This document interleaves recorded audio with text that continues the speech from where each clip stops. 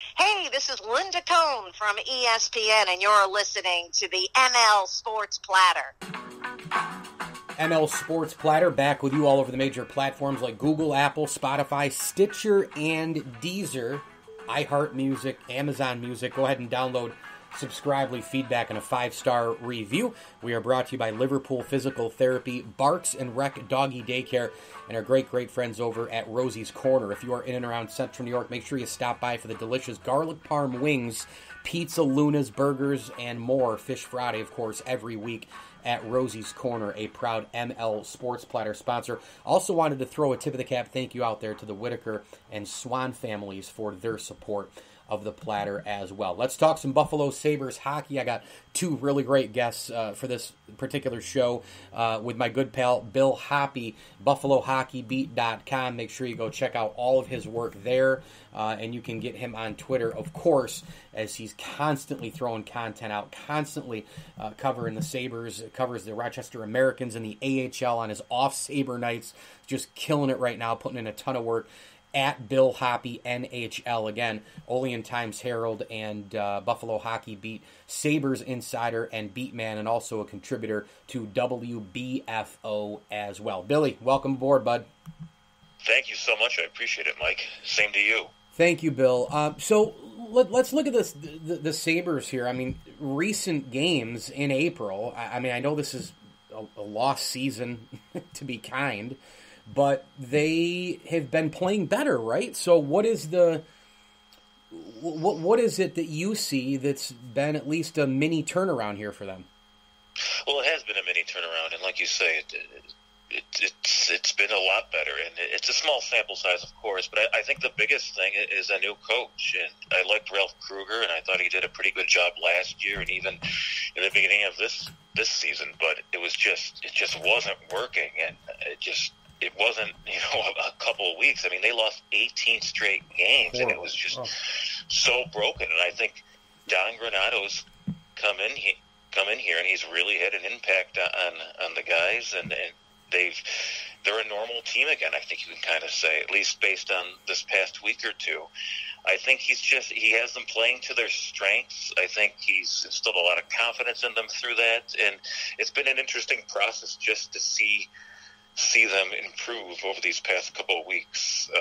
They have such a loaded schedule, and practice time is at such a premium, but they went hard, they went long in some practices with a game the next day when they had just played, which is pretty, you don't see that very often, but he knew they might take a hit short term, but long term,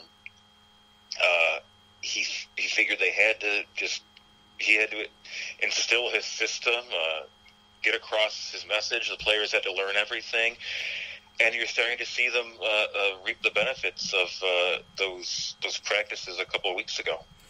One thing that I think has been really solid through the whole year, even during the losing streak, I should say, where it just seemed like they would never get a win. I mean, I'm sure that's how it felt covering the team. Like, are they ever going to win a game?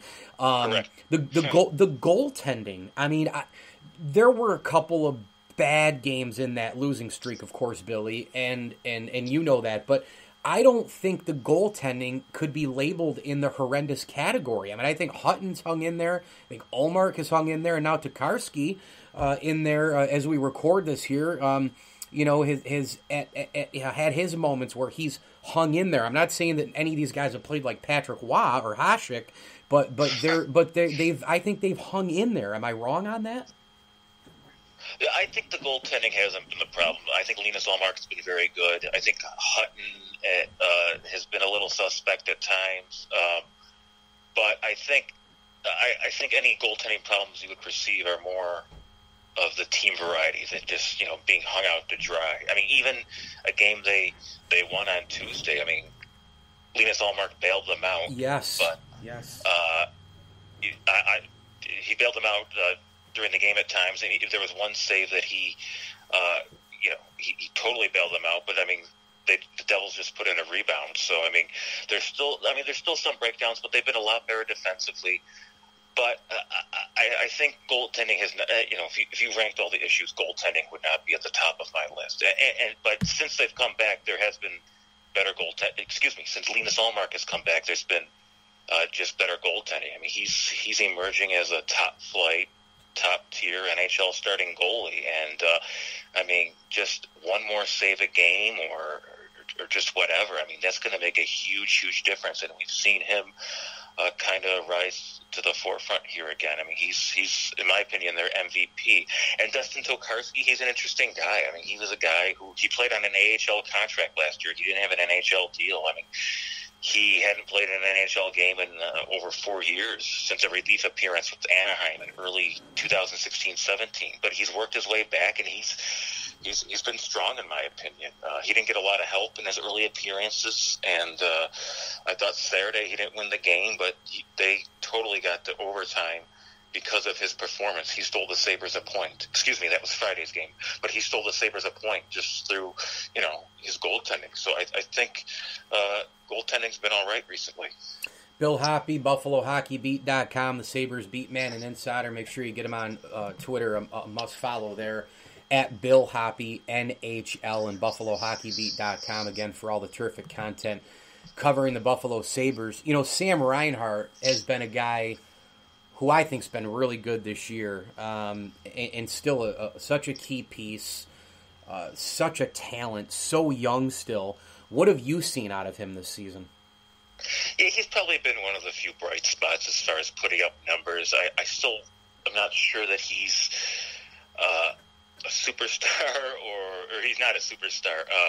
He might not be, but he could still be a pretty good second option on a really good line, Oh, definitely. I'm not sure he's as well-rounded as they would have liked him to be at this point of his career, 6 years in. But yes, he has been one of their few bright spots. But you wonder what his future is here, because it's been 6 years. They haven't sniffed the playoffs. Right. I mean, they've just had an awful season. And you just wonder, with the new regime, another new regime, I should say, if they just kind of turn the page, if they want a fresh start or a fresh look at things, and they trade him. I mean, he has value. I mean, he's young. He's entering his prime. He's a guy I think could score 35 goals. He could have, 70, even 80 points. I mean, he's that good. So I could see him being a piece for the future, but I could also see him getting dealt. Maybe not in the next couple of days, but during the off season or the near future. Okay, I have this right. The NHL trade deadline as we record this is this Monday. Is that right, Bill? Correct. Okay, at 3 p.m. So who's on the move from Buffalo? I mean, I know during the 18-game losing streak, it was many people, including me, I was like, screw it, just trade everybody. I mean, who the heck is some special, he's immovable. I mean, give me a break. This team is in the basement of the NHL. Just trade and start over. I don't care who it is. Dahlin, Eichel, I don't care who it is. I've cooled a little bit on that, but there's still a piece of me that says, screw it, why not move people? Taylor Hall's out there. There's other pieces that maybe the Sabres could ship out of town. There's contenders who are eyeing some people. Obviously, there's contractual problems with the amount of money with guys like Okposo and others. Who's going to be on the move out of Buffalo before the trade deadline? Well, I mean, there will be some deals. How many? I'm not sure. I mean, I'm not sure if simply every guy who has an expiring contract will be traded. I think Taylor Hall will definitely be traded. They've held him out of games. I mean, they're protecting an asset. I mean, maybe they don't get what they want. I mean, there's rumors they want a first-rounder for him. I don't know if he's worth that. Whether he's played this year, he hasn't been good. But, I mean, he will almost certainly be traded. You have guys like, I'm just going through the list here of unrestricted free agents. Brandon Montour, yep. He's an unrestricted free agent following the season. I mean, he'll more than likely be traded. He's a big asset, just a right-handed defenseman. Hasn't had the best year, but he's come on lately. He's another guy entering his prime, and he probably, in my opinion, might have more value than Taylor Hall. I agree with you. Yep. So you'll see guys like that go. Then there's guys like Riley Sheahan who could be a good third or fourth liner for a team, a contender. Not a very high profile guy, but just does a lot of things well. Guys like him have value, but I think I think anyone's in play, and I don't think Rasmus Dahlin's going to be traded or anything like that. Or I don't think Jack Eichel's obviously going to be traded right now. Obviously, he's hurt. But I think when you've been this bad, when it was clearly broken, or is clearly broken, I think anything's in play. And so does that mean Sam Reinhart gets traded? Does that mean you see, who knows, Victor Olofsson? I don't think he'll get traded, but, I mean, he has value. Would someone want him? I mean, do you just try anything at this point? What's going on with Jack Eichel? The injury, his future. Obviously, he's been outspoken about the losing. You mentioned Reinhart. I mean, there's a few of these cornerstone, quote-unquote cornerstone guys who, I mean, they haven't sniffed anything besides the basement of the league. What about the guy who represents the team the most in the captain and Jack Eichel? Well, right now he's hurt. He has an upper body injury. He's out indefinitely. We believe it's the neck area, and we don't know if he's going to play again this season. They've said that he could, but I mean, when you have an injury like that, I mean, he's missed a month now, and there's only a month left. You wonder if it's just worth shutting him down at this point. But like you say, I mean, things have been so bad for these 6 years, and he's frustrated. And to his credit, he's never said he wanted out. And any speculation or any rumors or whatever about him wanting out, wanting to be traded, they're just speculation. They're just people, thinking that after 6 years or 5 years or whatever, that he's going to want a fresh start, that he's an elite player and he wants to play in the playoffs. Yeah. So, I mean, he's never said anything that he wants out, but, I mean, you wonder if it's reached that point with him, and you wonder if the Sabres, if it's reached the point where it's like, well, it's been this long, we have to move on, we have to try something different. I mean, it could be at this point, especially. I mean, they're on track to finish dead last in the league. I mean, he's had a tough year, just battling injuries. I mean, he was hurt before. He suffered the upper body injury a month ago. So you just wonder if it's time to kind of try something different. And obviously he has a ton of value. He has a no trade or no movement clause kicking in soon, so they would have to make the trade in the next, year, or I'm not sure when it kicks in, forgive me. But, I mean, you can trade him, but I think the important thing is, I mean, you have to get something back that can help you right away. I mean, you can't trade him for whatever. Oh no, you need that's exactly right. You need a front line. Yeah, you need ready to go guys. You need a number one center from somewhere else. You need maybe a number two. You need maybe a grinder. You need maybe an I mean, here's the thing. There were a few deals out there, Billy, with the Rangers, rumors, of course, and I just think that's an unbelievable fit for both sides. The Rangers have so many pieces, but for some reason they get all these guys and they look flashy at times, but they can't put it together for a couple of weeks. I mean, they're a fun team. They score a lot, and then all of a sudden they lose 2 games in the worst way, and they just stop scoring. That's just kind of been the Rangers' MO for a little while, but they have really good pieces. And Eichel, maybe, new place, New York. Maybe, he buys in. He likes the history of the game. Maybe he buys into the original 6 stuff. Every time I throw on a Ranger game, I'm loving what I see out of Chris Kreider. I see Kreider score every single time I flip on highlights. They've got a bunch of guys on the second line who maybe they can use. Maybe you can pluck a defenseman. Hey, maybe you can take another guy on the roster with Eichel and make it a blockbuster. I mean, to me, that Rangers fit seems to be one of the best ones in the league, if not the best. Well, and they have his college coach, David Quinn. Good point. But I think with the Rangers, I mean, I was talking about this with someone the other day. I think if you want to trade Jack Eichel to Rangers or whatever, I mean, you have to get Alexei Lafreniere back. You have to get one of their young defensemen back, Keandre Miller. I mean, yeah, maybe a Kakko. Maybe you get you get Kakko back. I mean, there has to be obviously a big return, because they can't. I mean, they just can't, as we said, take picks. They need, because if they trade him and they screw it up, I mean, it's going to set the franchise back years again. And at this point, they can't afford to be set back years. No, there's no doubt.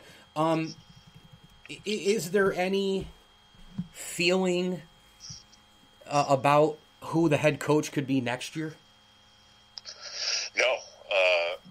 At this point, to me, the best candidate is Don Granato. I mean, let's face it, it's not a very attractive job. I mean, just with the way the Sabres, the losing, the constant regime changes. I mean, every coach that's come here has just, I mean, they've just left here and they've never been a head coach again, other than Lindy Ruff. Right. I mean, we talk about the last 8 years. I mean, it's been a bad job, and I don't think it's that attractive. And I think the Pegulas are at the point they don't want to pay a ton of money for a coach. And when you look at Don Granato and what he's been able to get out of the Sabres so far, how he's been able to get Rasmus Dahlin back on his game, how he's able to, again, small sample size, but he's been able to get Casey Middlestat to kind of take that next step, how he's been able to stabilize them and make them a normal competitive team again. I think, in my opinion, he's the best candidate right now. And he's an interesting guy. He's a hockey lifer. He's coached at all these different levels. He's won championships. He's been ECHL, excuse me, he won a championship in the ECHL. He was AHL Coach of the Year, I believe, with Worcester. He's coached college. He's coached the United States Development Team program. He's been an NHL assistant. He's done a little of everything, and he's very well prepared for this moment. I didn't know what to expect with him, but I've been very impressed, and I think he would be as good a candidate as anyone. I got two more quick questions for you, Bill. Again, Bill Hoppe, Sabres Insider, Beat Man, Buffalo Hockey Beat, BuffaloHockeyBeat.com, and at Bill Hoppe, NHL on the ML Sports Platter, brought to you by Stanley Law Offices and Barks and Rec Doggy Daycare. You look at the word culture's thrown around sports all the time, especially in the NFL. I mean, my God, if we heard culture anymore and got a nickel for it, we'd have how many millions of dollars in the bank, right? Culture in the NHL is talked about and is important. And in Buffalo, I mean, gosh, Elliot Friedman, you hear, the guys on Spit and Chicklets, you hear people in Western New York. I mean, how bad is it in terms of Buffalo's just this awful place, culture losing? Like, how bad are people talking about Buffalo? How much stuff is getting out about how bad it is? Oh, it's not a good environment. It's a bad culture. It's kind of become, the least desirable location in the league, given just not just the losing, but just some of the things you hear, and just the way guys' careers just sour when they get here. I mean, we use the term saberized, but the way these guys come here in the prime of their careers, coming off a good run with another team, and they do nothing. And I mean, look at Taylor Hall. I mean, Taylor Hall didn't have a great year last year. He was battling some injuries. I don't think he fit with Arizona. But I mean, he's a guy. He's 29. He won the MVP, 3-4 years ago, and you expect him to have at least a pretty solid season. And he's done nothing. Yeah, I mean, 2 goals in 37 games.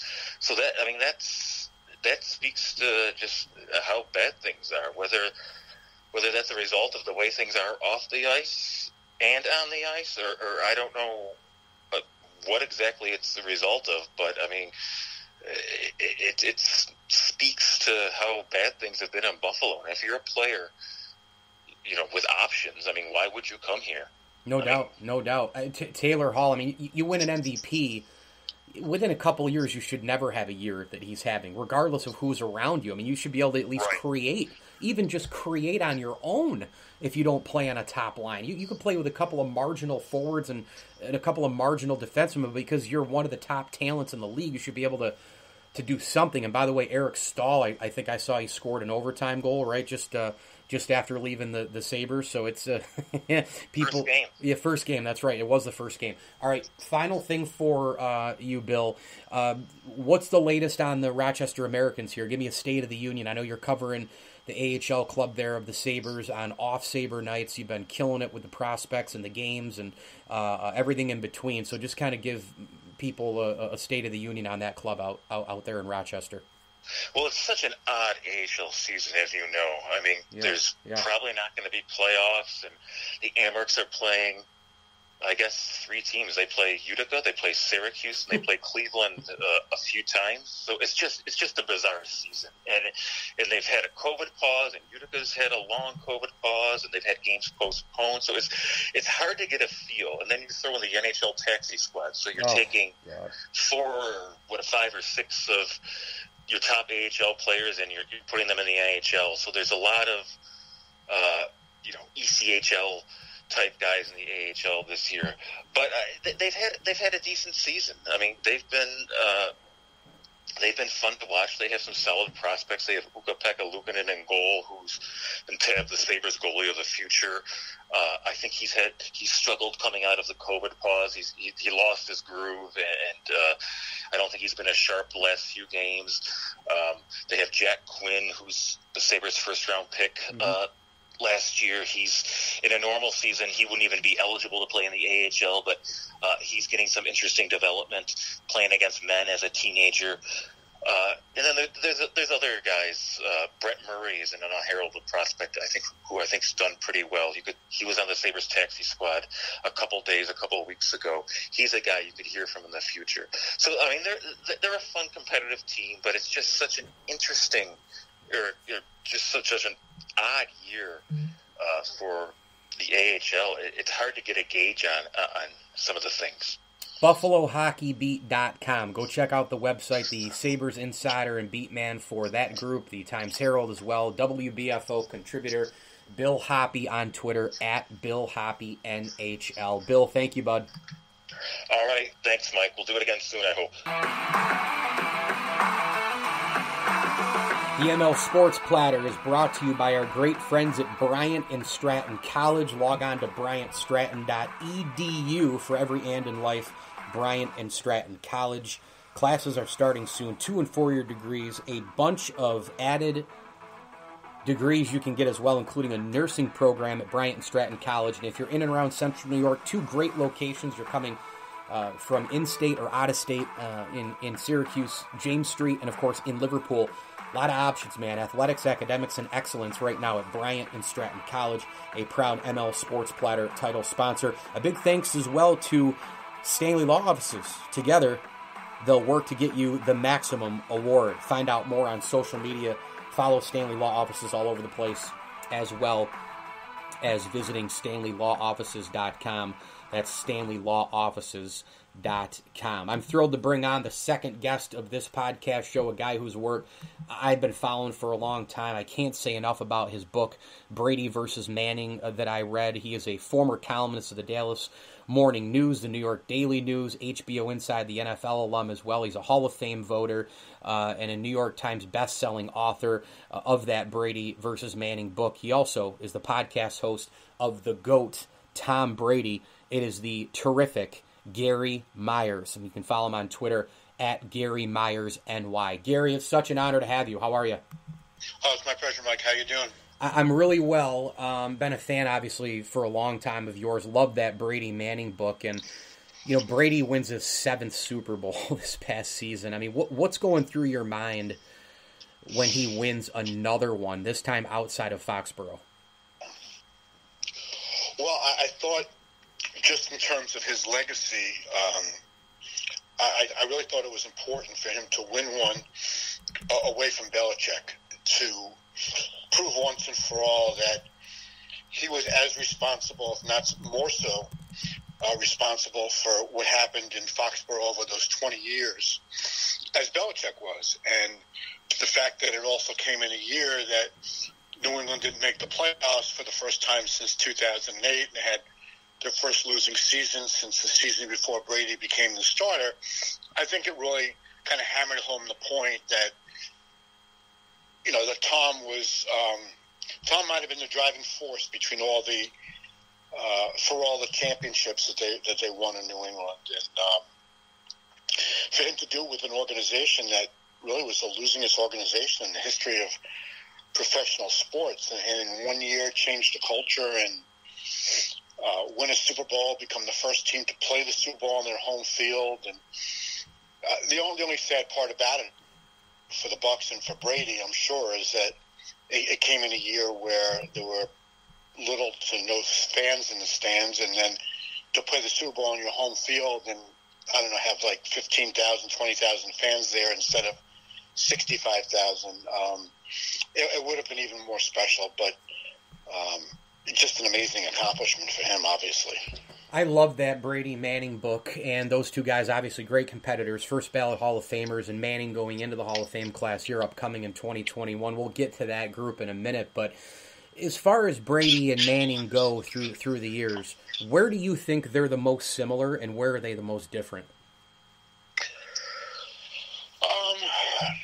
Well, I think they're most similar in just being incredible competitors and making everybody around them better, Mike. There are certainly a lot of great quarterbacks in the history of this league, but the list is narrowed to those who really raised the level of the play of everybody. And I think we saw that in a lot of the years in New England when Brady didn't have the best group of skill position players, and they were still winning Super Bowls. We saw that in Indianapolis when Peyton was continually winning 10 or more games every year, and a lot of times his skill group wasn't great, or they didn't have a great running game or whatever, or their defense wasn't playoff caliber, and just being around Peyton, I think, made everybody better. And I think that's really the one characteristic that I would draw from just observing them their entire careers is just their competitiveness, and almost like their presence intimidated everybody to be their best, 24/7, or every second they were on the field, or risk incurring the wrath of one of the all-time greats. The biggest difference, I thought, is personality-wise. What you see publicly is Peyton being this friendly, personable guy with a great personality that is in every commercial, and Tom being much more guarded publicly.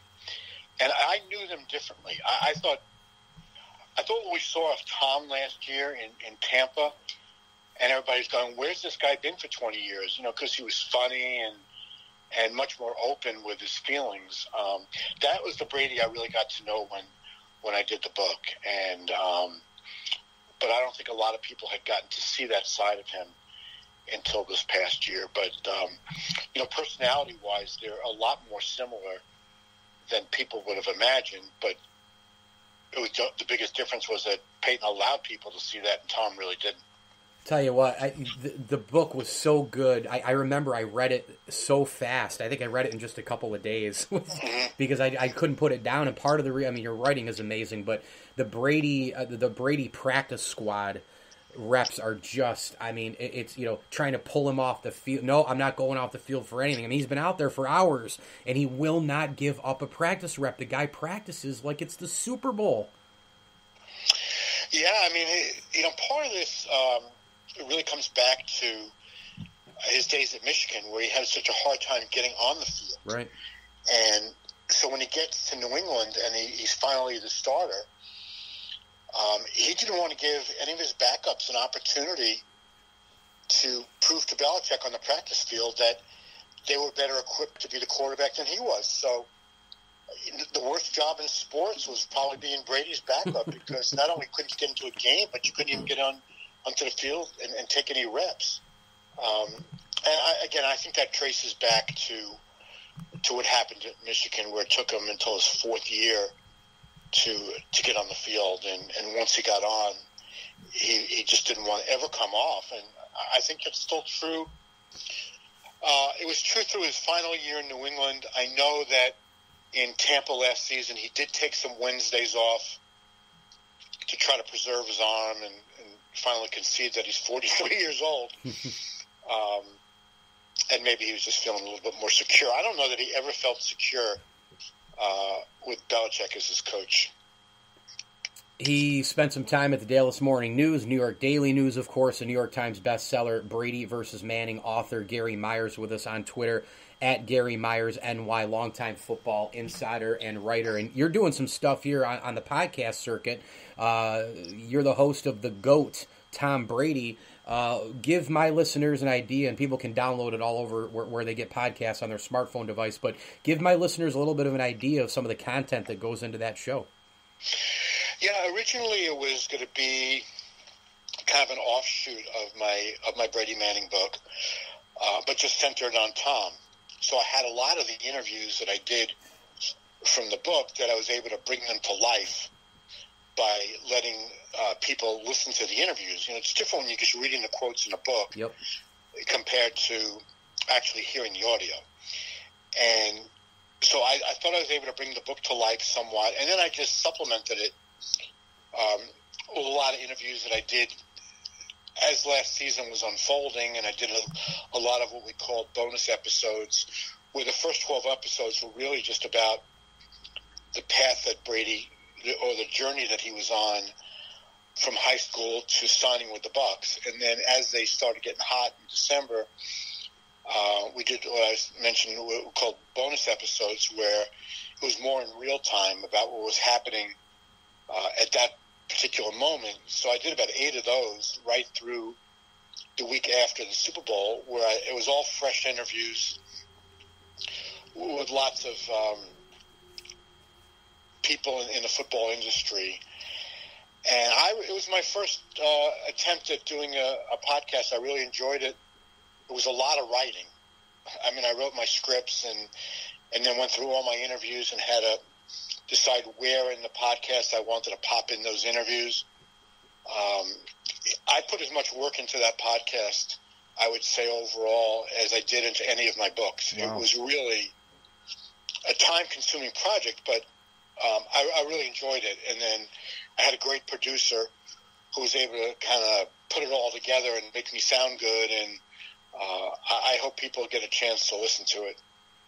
So this class of 2021 in the NFL, you've got, Alan Faneca, Tom Flores, Calvin Johnson, John Lynch, Peyton Manning, the headliner, Bill Nunn, Drew Pearson, Charles Woodson. It's really a terrific class. You've covered a lot of those guys.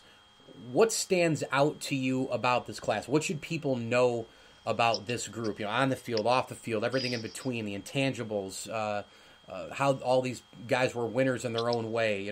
However you would go with it. What do people need to know about this group? Well, first of all, the guy I'm most happy for is Drew Pearson.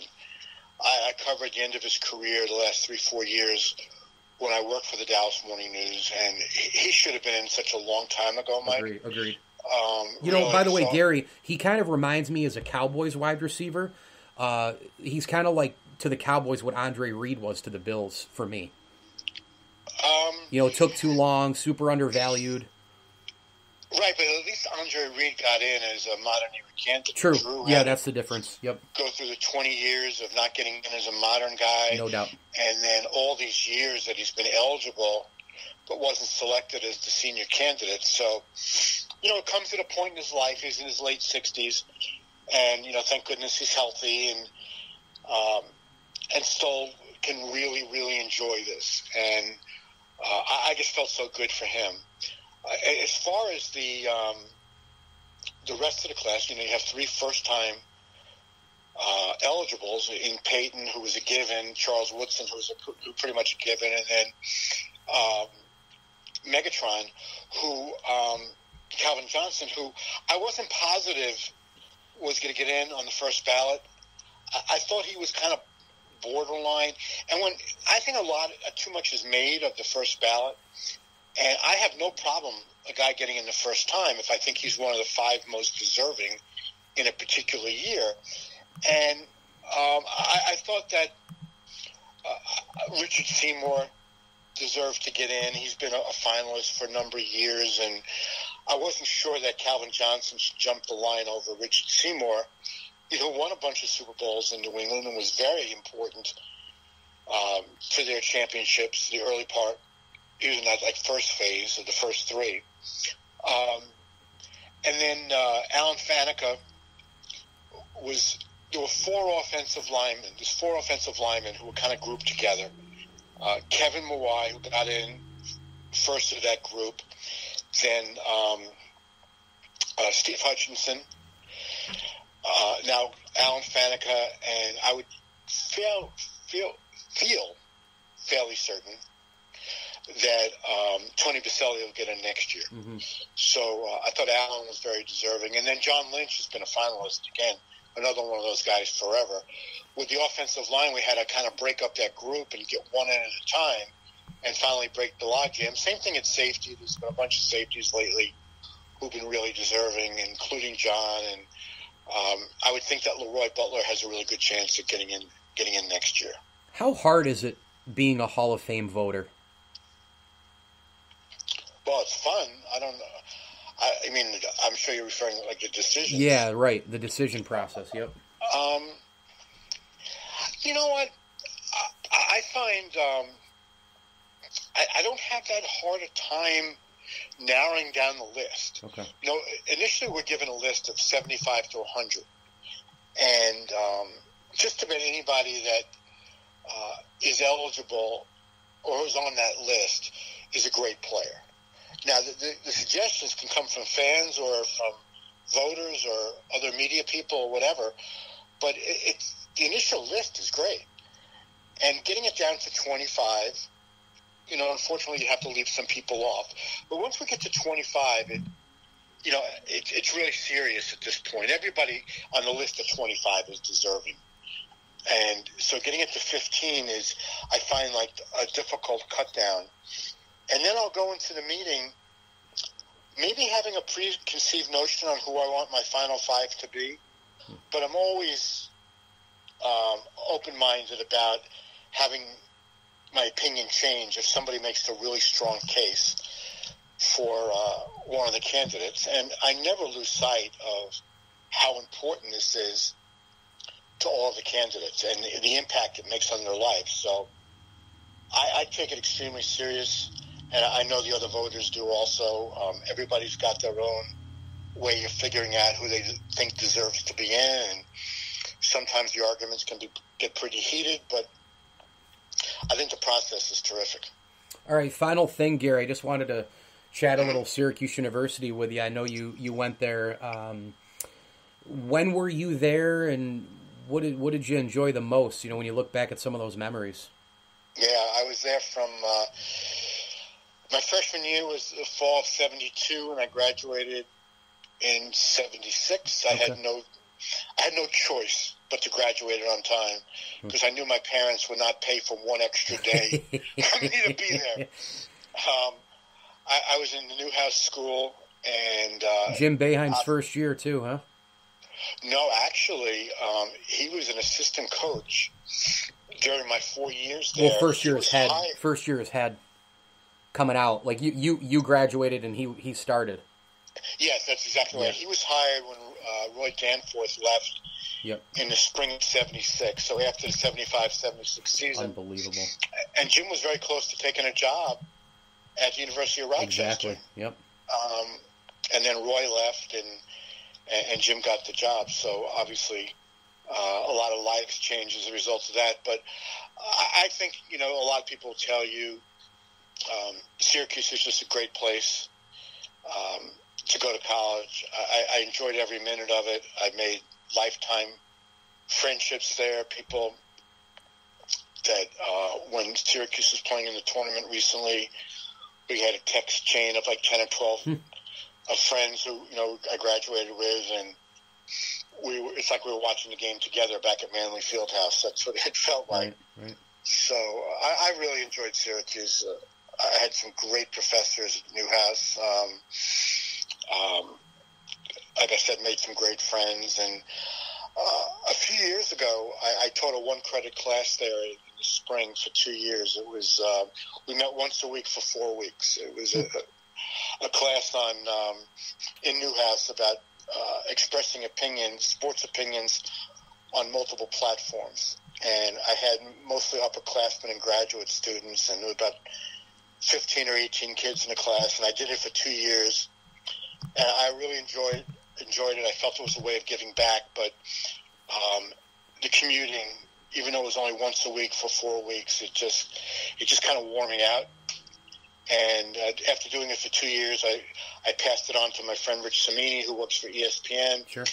And he's a Syracuse grad as well. And he's going to do it again this year. I think this might be his 4th year doing it, something like that. And I guess he likes driving a lot more than I do because he doesn't really have a problem with the commute. Yeah. Oh, man. Well, this has just been great to have you. Gary Myers on Twitter, at Gary Myers NY, the podcast host of The GOAT, Tom Brady. Go download and subscribe to that. Listen all over the major platforms. The former columnist of the Dallas Morning News, New York Daily News, a Syracuse alum, a Hall of Fame voter, and a New York Times best-selling author of Brady versus Manning. You can get all of his books all over Amazon.com, major bookstores, online where books are sold, from Coaching Confidential to My First Coach and How About Them Cowboys and The Catch, and again, Brady versus Manning as well. Go get them all. Gary, thank you so much, man. Thanks for having me on, Mike. I enjoyed it. The ML Sports Platter is brought to you by the Al and Angus Pub, CNY Electrical, Dave Choate Artwork, and our great friends over at Sit Mean Sit Syracuse, the best dog training in Central New York. Any breed, any behavior, and any dog, they will make your experience with your pup a heck of a lot better with the top-notch training they deliver. Sit Mean Sit Syracuse. Go visit them on Facebook. Free consultations are taking place as we speak. Huge tip of the cap. Thank you to Bill Hoppy from BuffaloHockeyBeat.com and the longtime NFL author and columnist and now podcast host Gary Myers for joining this particular episode of the ML Sports Platter, which you can find all over the major platforms on Google, Spotify, Apple, Stitcher, Deezer, iHeart, Amazon Music, CastBox. Download, subscribe, leave feedback, and a 5-star review, and hit me at Mike L. Sports on Twitter. The ML Sports Platter is a part of the Brawl Network, and as I always tell you, enjoy the games.